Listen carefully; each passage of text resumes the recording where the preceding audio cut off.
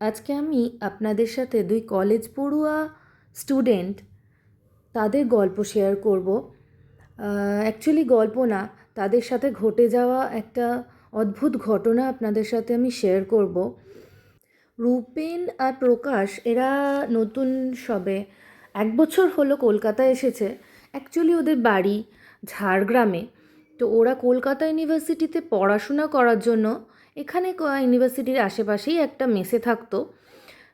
তো একবার এরকম হলো কি, শনিবার পয়লা বৈশাখ, তো শুক্রবার সকালবেলা ওদের দুজনের হঠাৎ মনে হলো চল, শনিবার পয়লা বৈশাখের তো ছুটি আছে ইউনিভার্সিটিতে, তো আজকে শুক্রবার, আজকে কলেজ শেষ করে আমরা দুজনে মিলে বাইক নিয়ে বেরিয়ে পড়ি, বাইকে চলে যাব।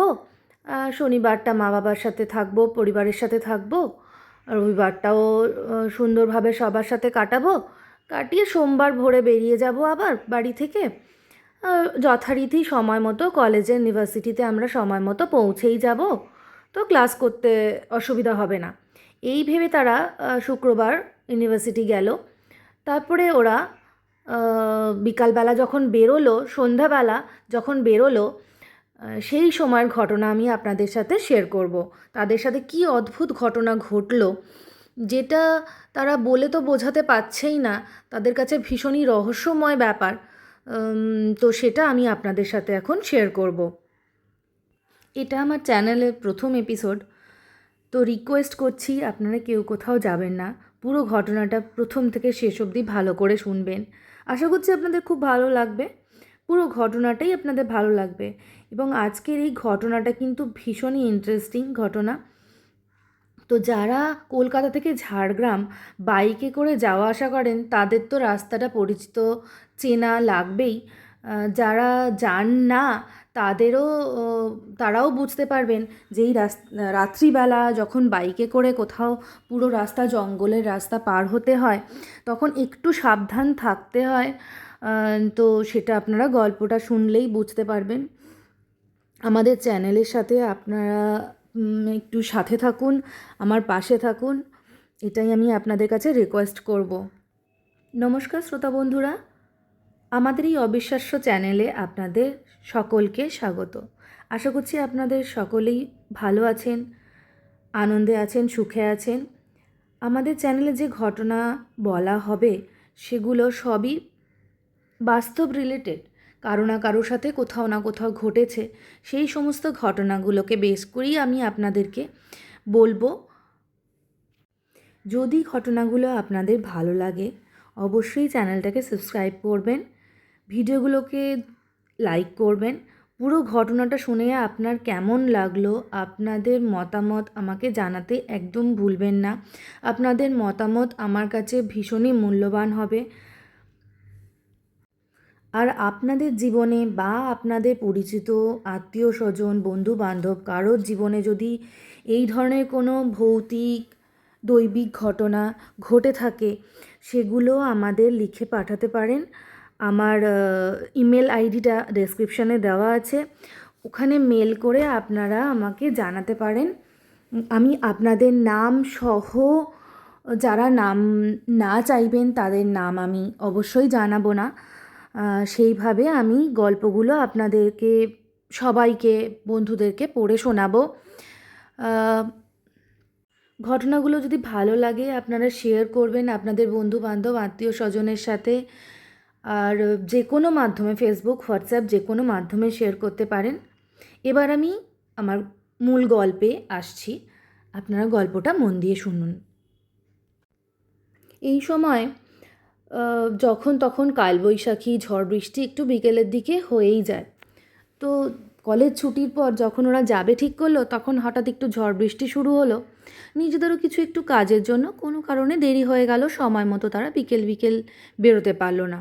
তাদের ইচ্ছে ছিল একটু বিকেল বিকেল বেরোলে রাতের মধ্যে পৌঁছে যাবে বাড়িতে, তাহলে আর অসুবিধা হবে না। কিন্তু বেরোতে যথারীতি দেরি হয়ে গেল, 8টা 8:30 বেজে গেল। ঘন্টা 5 5.5 ঘন্টার রাস্তা তাদের ক্রস করতে হবে। তারা ভাবছে বেরোলে, এত রাতে বেরোলে ভোর হয়ে যাবে। প্রকাশ বলছে, আরে রূপেন দেখ, 8:30 প্রায় বেজে গেল, একটু তাড়াতাড়ি বেরোতে পারলাম না, বেরোলে ভালোই হতো। তো এখন কি বেরোবি নাকি আজকের দিনটা ছেড়েই দিবি? এরকম ঝড় বৃষ্টি হলো, আবার রাতও হয়ে গেছে অনেকটা। প্রকাশ এই কথা বলার পরে রূপেন বলল, আরে ঠিক আছে, দুজনে তো আছি, রাত হলে কি আছে, রাস্তা ফাঁকা থাকবে, ভালোই হবে, দুজনে গল্প করতে করতে চলে যাবো, ভয় পাচ্ছিস নাকি? এইসব বলে দুজনে মিলে বেরোলো। রূপেন একটু হেসে প্রকাশকে বলল, তুই কি ভয় পাচ্ছিস? ভয় পাস না, দুজনে অল্প অল্প কিছুক্ষণ তুই কিছুক্ষণ আমি, এভাবে বাইক চালিয়ে ঠিক পৌঁছেই যাব। রাত হয়েছে তো কী হয়েছে, দুজনে গল্প করতে করতে যাব, রাস্তাটা বেশ ভালোই লাগবে, অসুবিধা কিছু হবে না। সন্ধেবেলা ঝড় বৃষ্টি হওয়ার জন্য বেশ টেম্পারেচারটা কমে গেছে, ওয়েদারটাও বেশ ভালো লাগছে। তো দুজনে মিলে বেরোলো। তবে এই বেরোনোর বাড়ি যাওয়ার তাড়ায় তারা ডিনার করতে সময় পায়নি কলেজ ক্যাম্পাসে আশেপাশে, আর তাদের খাওয়া হয়নি। তারা ভাবলো চল বেরিয়ে পড়ি, রাস্তায় কোথাও খড়গপুর পড়বে, কোথাও পড়বে। তো রাস্তায় যেতে যেতে কোথাও কোনো ধাবাতে দেখলে রাস্তার ধারে যেগুলো থাকে হোটেল টোটেল, ছোটো ছোটো রেস্টুরেন্ট থাকে, ওখানে গিয়ে দুজনে বসে একটু ভালো করে ডিনার করে নিয়ে আবার বেরিয়ে পড়বো না হয়। তো দুজনে সেই জন্য যেতে যেতে প্রচণ্ড খিদে পেয়ে যাওয়ায় কোলাঘাটেই ঠিক করলো দুজনে মিলে কিছু খেয়ে নেব। তো প্রকাশ রূপেনকে বলল, চল কিছু হালকা করে খেলে হয় না, এতটা রাস্তা বাইক চালিয়ে যেতে হবে, বেশি ভারী খেলে ঘুম পেয়ে যাবে, অল্প একটু খাই চল কিছু দুজনে মিলে বসে। তো খুব সামান্য হালকা তরকা রুটি টুটি কিছু খেয়ে নিয়ে তারা আবার বেরোনো ঠিক করলো। ততক্ষণে প্রায় রাত 11:15, 11:20 এরকম হয়ে গেছে, ওদের বেরোতে হবে। প্রকাশের ততক্ষণে অলরেডি ঘুম পেয়ে গেছে, তো সেই জন্য রূপেন বলল, ঠিক আছে তোর ঘুম পাচ্ছে যখন, আমি এখন বাইকটা চালাই, তুই না হয় কিছুক্ষণ পরে চালাস। তো এই বলে বেরিয়ে পড়লো দুজনে। যেতে যেতে অনেকগুলো ওদেরকে জঙ্গল ক্রস করতে হবে, অনেকক্ষণ বাইকটা চালাতে হবে। প্রকাশ একটু ভয়ই পাচ্ছে, রূপেনকে বলছে, এত রাত করে এই জঙ্গল পেরোনো ভালো লাগছে না আমার, এই ব্যাপারগুলো সকালে ভোরের দিকে বেরোলেই ভালো করতাম জানিস তো আমরা। রূপেন বলে, আরে এত কেন ভাবিস, সব ঠিক হয়ে যাবে, চল না বেরোনো যাক আগে। অনেকক্ষণ বাইকটা চালানোর পর তারা এবার যেখানে পৌঁছালো সেই জায়গাটা হচ্ছে হাতিবাড়ি জঙ্গল, একটা জঙ্গল পড়ে যেটার নাম হাতিবাড়ি। তো ওই হাতিবাড়ি জঙ্গলটা তাদের ক্রস করার সময় এলো। যখনই জঙ্গলে ঢুকলো, মিনিট 2-3 বাইকটা চালানোর পরে হঠাৎ তাদের যেন কেমন মনে হলো, একটা কিছু ঠান্ডা হাওয়া, হঠাৎ বৃষ্টি নেই কিছু নেই, ঠান্ডা হাওয়া তাদের যেন একটা ক্রস করে কিছু একটা বেরিয়ে গেল। দুজনেই বুঝলো, কিছু তারা বলল না। তারপর হঠাৎ করে একটু টিপটিপ করে বৃষ্টি পড়ছে মনে হচ্ছে, জঙ্গল, টিপটিপ করে বৃষ্টি পড়ছে, অন্ধকার রাস্তা, শুধু দূরে ছোটো ছোটো শুধু লাইট পোস্টের লাইটগুলো দেখা যাচ্ছে, এরকম একটা। একটু তো ভয় পাচ্ছেই তারা, কিন্তু কিছু করার তো নেই, যেতেই হবে। তো তারা এভাবে আগে যেতে লাগলো। দুজনেই ভাবছে জঙ্গলটা পেরোলে আমরা বাঁচি, কেমন যেন গা ছমছম করছে, ব্যাপারগুলো ঠিক ভালো লাগছে না, কেমন যেন গা ছমছমে পরিবেশ, একদমই ভালো লাগছে না। কোথাও একটা জনপ্রাণীও নেই, চল তাড়াতাড়ি একটু জোরে চালিয়ে জঙ্গলটা পেরিয়ে যাই, তারপর দেখা যাবে, বলে দুজনে কথা বলতে বলতে এগিয়ে যেতে লাগলো। হঠাৎ করে পেছনে প্রকাশ চিৎকার করে উঠেছে। রূপেন কিছু বুঝতেই পারলো না যে প্রকাশ কেন চিৎকার করলো। আরে দাঁড়া দাঁড়া দাঁড়া দাঁড়া দাঁড়া দাঁড়া, ব্রেক লাগা বলে চিৎকার করতে লাগলো। রূপেন কিছু বোঝার আগেই বাইকটা তো যথারীতি চলছিল, স্পিডেই ছিল, তো একটুখানি অল্প একটু কিছু দূরে গিয়ে বাইকটা দাঁড় করালো। তো রূপেন বলছে, কী হলো প্রকাশ, কী হলো, তুই এত চিৎকার করছিস কেন, কী হলো হঠাৎ করে? তো রূপেনের মাথায় তখন কিছু আসছে না, প্রকাশ কেন করলো, প্রকাশও বোঝাতে পারছে না যে কী জিনিসটা দেখলো সে, কী হলো অ্যাকচুয়ালি। তখন রূপেনকে সে জিজ্ঞেস করছে, তুই কি কিছু দেখতে পেলি? কোথায় কিছু ছিল, তোর ঘুম পেয়ে গেছে, তুই ঘুমের মধ্যে কী সব দেখছিস, একটু নামবি, দাঁড়াবি, ফ্রেশ হবি, তারপরে যাবি। বলছে না না, ও তো তখন প্রকাশের তখন অবস্থা একেবারেই অন্যরকম। বলছে, তুই কি কিছু দেখতে পেলি না, একটা কিছু যেন একটা ছায়া, একটা সাদা রঙের শাড়ি পরা কোনো মহিলা, কোনো মহিলার একটা ছায়া টাইপের কিছু কি তুই দেখতে পেলি, যেটাকে তুই ধাক্কা দিয়ে এগিয়ে গেলি, তুই কি দেখতেই পাসনি? রূপেন বলছে, কোথায় ছায়া, কিসের ছায়া, আমি তো কিছুই বুঝতে পারছি না, তোর ঘুম পেয়ে গেছে, এইসব বলিস না, তুই বস চুপ করে, আমি আমি বাইক চালাচ্ছি। সে আবার যথারীতি বাইকে স্টার্ট দিল, স্টার্ট দিয়ে এগোতে লাগলো। কিছুটা এগোনোর পরে সে ডান দিকে লুকিং গ্লাসে হঠাৎ দেখতে পেল কিছু যেন একটা জিনিস, সে হঠাৎ করে দেখলো। ভালো করে চালাতে চালাতে ভালো করে লক্ষ্য করে দেখলো যে পেছনে একটা ছায়া কিছু, যেটা ওদের দিকে ক্রমশ এগিয়ে আসছে ফলো করতে করতে। রূপেন তখন ধীরে প্রকাশকে বলল, আরে তুই যেটা দেখেছিলি একদম ঠিক, দেখ ভালো করে পেছন দিকে আমাদেরকে ওরকমই একটা কিছু ছায়া মনে হচ্ছে ফলো করছে। তো প্রকাশ পেছন ফিরে দেখলো একদমই ওইটাই। তো দুজনে ভীষণ ভয় পেয়ে গেল, হাত পা তো দুজনের ঠান্ডা হয়ে যাচ্ছে। শুধু বলল, বাইকটা থামাস না, তুই বাইকটা কন্টিনিউ কর। কিন্তু বাইকটা কিছু দূর গিয়ে ওদের কিছু বোঝার আগেই ওরা হঠাৎ করে বাইকটা থেমে গেল। বাইকটা থেমে যাওয়ার পরে দুজনে নামছে না, প্রচণ্ড স্টার্ট দেওয়ার জন্য ভীষণ চেষ্টা করছে, কেন বন্ধ হয়ে গেল কিছুই বুঝতে পারছে না। তো তারপরে ওরা আর কিছু জানে না। তো অনেকক্ষণ পরে যখন ওদের অ্যাকচুয়ালি জ্ঞান ফিরল, তখন দেখলো অনেক লোকজন তাদেরকে ঘিরে দাঁড়িয়ে আছে। তারা কোথায় যে আছে কিছুই বুঝতে পারছে না। তো ওরা জানতে পারলো যে অ্যাকচুয়ালি রাত্রিবেলা ওই রাস্তার মধ্যে ওখানেই দুজনে বাইকটা পড়ে গিয়েছিল, বাইকটার পাশে দুজনেই অজ্ঞান হয়ে পড়েছিল। তো কতক্ষণ ওরা অ্যাকচুয়ালি ওখানে পড়েছিল কেউ জানে না। একটা ট্রাক ড্রাইভার রাস্তাটা ক্রস করছিল, তো ওই ট্রাক ড্রাইভারটা ওখান থেকে প্রায় সময়ই যাওয়া আসা করে। তো উনি দেখতে পেয়ে আশেপাশের লোকজনকে ডেকে এদেরকে তুলে নিয়ে যাওয়ার ব্যবস্থা করেছে।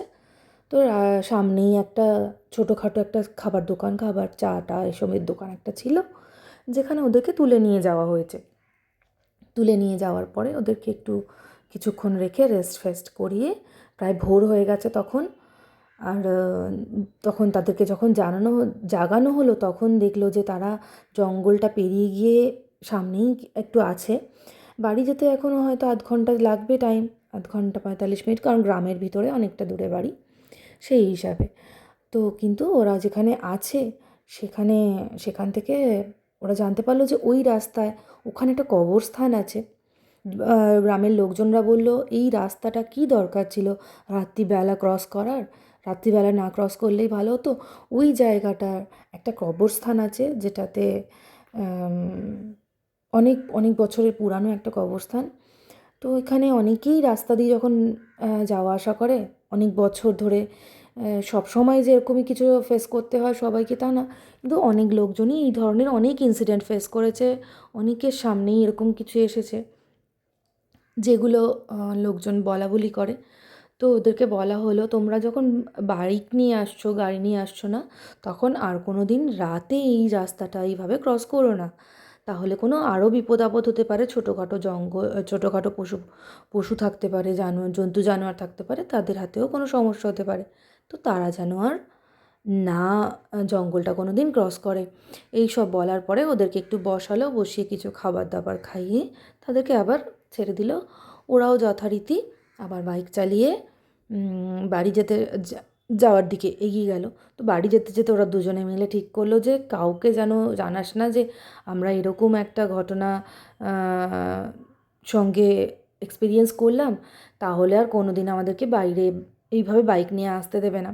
তো দুজনে বাড়িতে গিয়ে কিছু বলেনি, যথারীতি ভালোভাবে সমস্ত কাটিয়ে পয়লা বৈশাখের অনুষ্ঠান সমস্ত কাটিয়ে আবার সোমবার কলেজে চলে এসেছে। কিন্তু ওরা লাস্ট 5 বছর ধরেও দুজনে মিলে এখনও বুঝতে পারেনি তারা কী দেখেছিল, কিভাবে তারা অজ্ঞান হয়ে গেল, কী যে তাদের সাথে হয়েছিল, তারা কোনো দিন আর এখনও পর্যন্ত জিনিসটা ভুলে উঠতে পারেনি। তো বন্ধুরা, আপনাদের যদি এই গল্পটা ভালো লাগে তো আপনারা অবশ্যই লাইক করবেন ভিডিওটা।